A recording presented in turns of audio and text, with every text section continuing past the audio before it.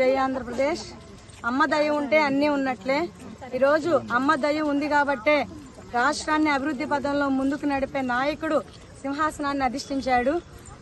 ఒకప్పుడు ఈ రాష్ట్రాన్ని 3 రాజధానులు ఒక అనాలోచిత నిర్ణయం తీసుకున్న ముఖ్యమంత్రి గారు మమ్మల్ని ఏం పట్టించుకోకుండా నడి రోడ్డున నిలబెట్టినప్పుడు అమ్మకు చెప్పుకుందాం మా బాధనని వెళ్తుంటే ఇదే రోడ్డును మా మీద అన్యాయంగా లాఠీచార్జ్, పోలీసులను పెట్టి అన్యాయంగా లాఠీచార్జ్ చేసి ఒక దమనకాండం చేయించారు.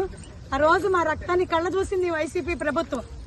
ఇదే రోజు అమ్మ దయ ఉంది కాబట్టే, అమ్మ బిడ్డలు కాబట్టే ఆయన కూడా అమ్మ బిడ్డే ఒక అవకాశం ఇచ్చింది అమ్మ. ఈ 5 ఏళ్లలో తప్పుల్ని తెలుసుకొని మారుతాడేమోనని. అయినా ఎప్పటికీ మారక ఈ 5 సంవత్సరాలు రాష్ట్రాన్ని అంధకారంలో నిలబెట్టేశాడు.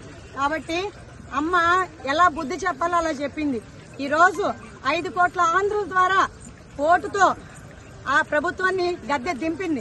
కాబట్టి వారందరికీ ధన్యవాదాలు తెలియజేసుకుంటూ, అలాగే ఇంకా రాష్ట్రాన్ని కాపాడినటువంటి ఈ ముగ్గురమ్మల మూల పుట్టమ్మ బెజవాడ కనకదుర్గమ్మ తల్లికి పాదయాత్రగా మేము కాలినడకన ఇంద్రకీలాద్రి చేరుకుని అమ్మవారికి ధన్యవాదాలు తెలియజేసుకుని మా శక్తి కొలది ఈ చీర సమర్పిస్తున్నాము. కాబట్టి అందరూ కూడా రాష్ట్రం సుభిక్షంగా ఉంటుంది, రాష్ట్ర ప్రజలందరూ సుఖ సంతోషాలతో ఉంటారని మేమంతా నమ్ముతున్నాం అమ్మ దయతో. జై దుర్గా, జై దుర్గా, జై భవానీ. వస్తున్నామమ్మ, కరుణించమ్మ, కరుణించమ్మ.